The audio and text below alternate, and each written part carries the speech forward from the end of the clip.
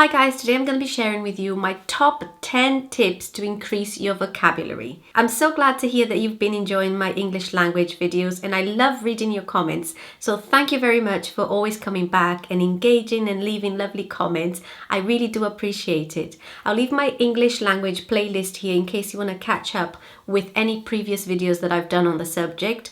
But today I'm going to be talking about vocabulary. A lot of you have left comments in my previous videos asking for tips on how to increase your vocabulary, and I thought I would round up my 10 best tips, the things that I find that help me the most to build my vocabulary. Just a quick little introduction in case this is the first video of mine you're watching.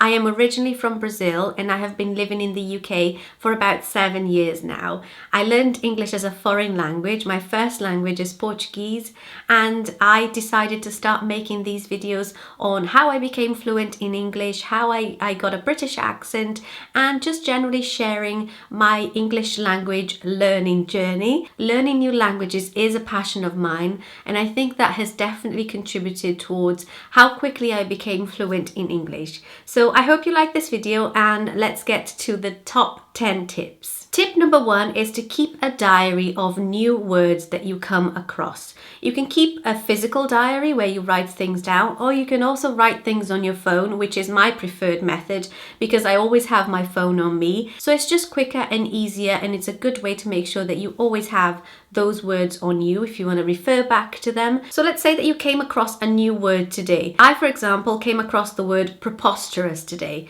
I hadn't come across that word before, so I made sure to write it down on my notes. And that word means something that is not common sense, or something that is absurd or ridiculous. So if you think someone has a completely ridiculous idea, you could say that idea is preposterous. So I learned that word today, and that has gone straight into my little word diary. Tip number 2 is to try and learn as many synonyms as possible of the words that you already know, because that is going to increase your vocabulary so much. And if you don't know what a synonym is a word that means exactly the same thing as the word that you already know. So for example, a synonym of the word preposterous would be absurd. So if I wanted to expand that even more, I would look in a thesaurus. A good place to look is thesaurus.com. So I just have thesaurus.com open here on my phone, and I'm going to look at more synonyms of the word preposterous. So you have things like absurd, crazy, excessive, exorbitant, extravagant, extreme, fantastic, foolish, and many more. So you get the gist, and sometimes that just triggers your brain to find even more words that you wouldn't think to be associated with that word, and that's a really great way to build up your vocabulary. Imagine that you just look at one word and you realize that you already know 5 or 6 words that mean exactly the same thing as that word. Tip number 3 is to take stock, and by that I mean every once in a while, look around you, look the room that you're in. What do you know about that room? If you're just chilling out at home, sitting in your living room or you're in the kitchen, just look around you and start naming things that you know about that room. So I'm currently in my office/study room, and if I look around, I see the most basic things like door, window, curtain, laptop. So just look around you and name all the things that you know, and you might find things that you don't know. And in that case, if you don't know a word, look it up, write it in your little word diary, and every time you go back to that room, you're going to look at that item that you just wrote, and it's going to help you build your vocabulary slowly. So if you do that to every single room of your house, then you go and do that to your school or your workplace, then slowly you're going to start adding on to your vocabulary. Tip number 4 is to dig deeper.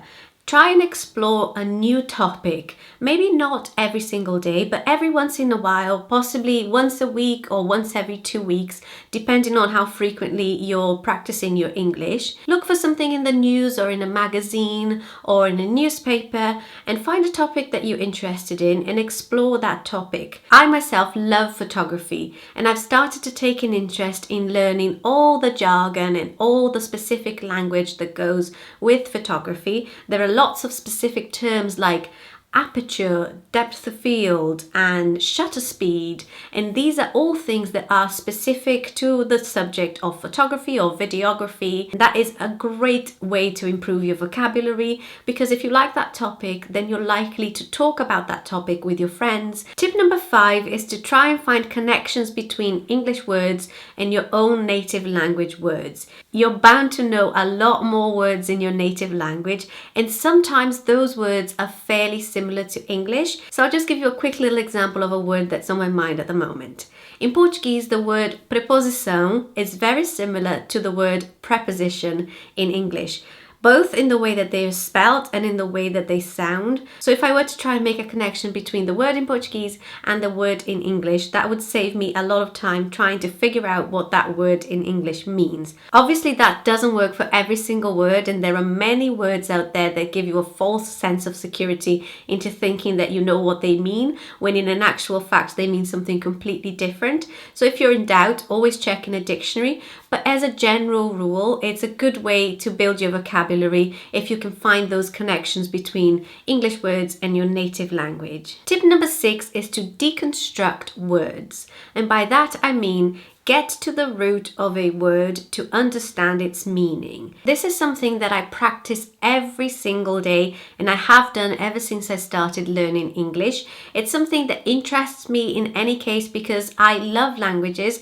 and even in Portuguese I do this deconstruction technique because I like understanding the meaning behind the words. And I think that's one of the most important steps to becoming good at reading English. If you can figure out the meaning of words that you don't know just by deconstructing them whilst you read them, you're saving yourself a lot of time and a lot of effort having to go back and forth into a dictionary. I look at 2 different things. First, I look at the context, and then I look at the word structure, so at the word itself and how that word is formed. So let's say you're reading a book and it says something like, the diamond ring disappeared, and you don't know what that word disappeared means.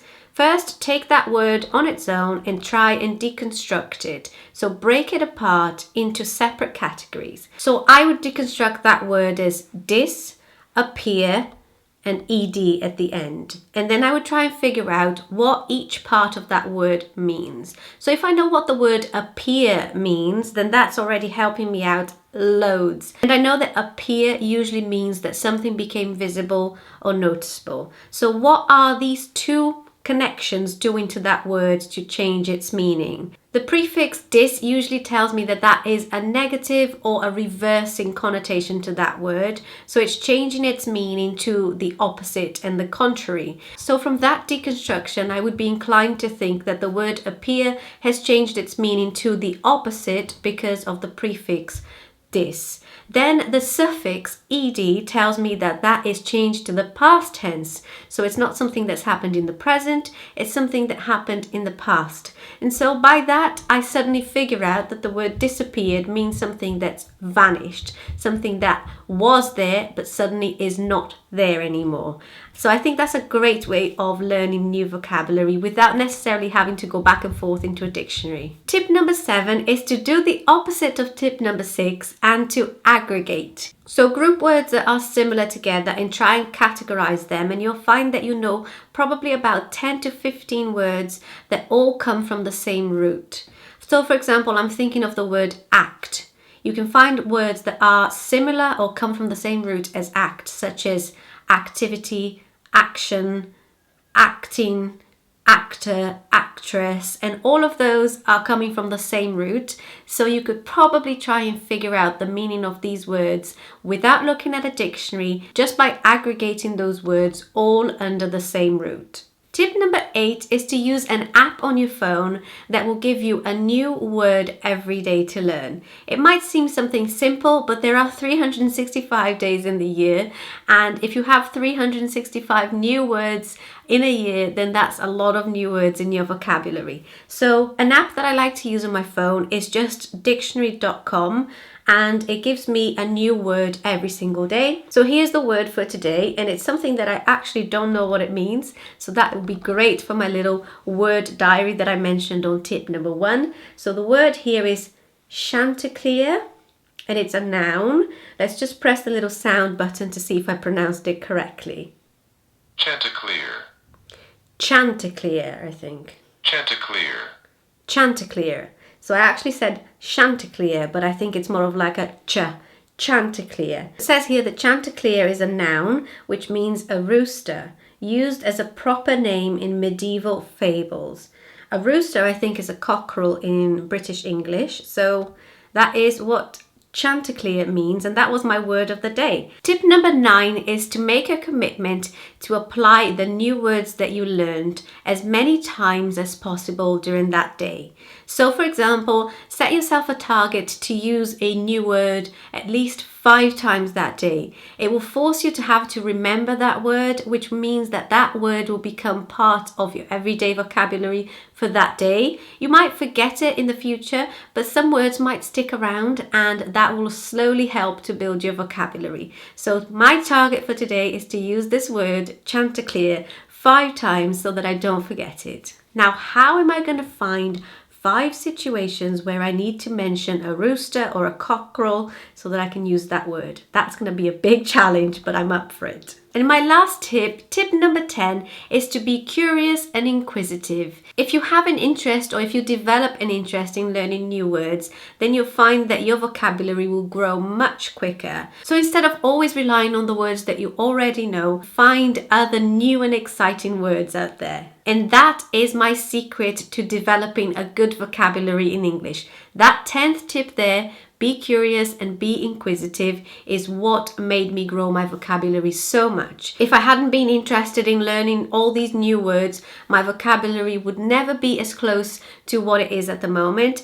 And to be honest, it's not something that's easy to do. You do have to force yourself sometimes, and you do have to try and memorize certain things because certain words just don't make sense, and you do have to memorize some of them. So making the effort to stay curious and inquisitive is definitely what helped me the most to build my own vocabulary in English. I hope you found this video useful. If you did, as always, make sure to give it a thumbs up and share it with your friends. If they're learning English, this video might be helpful to them as well. And if you like my videos, don't forget to subscribe to my channel so that you don't miss my future English language videos. And make sure to check out my English language playlist with all of the videos that I've done so far on the topic of English speaking, English fluency, and English learning. I hope you're all having a lovely day, and I'll see you very soon. Bye.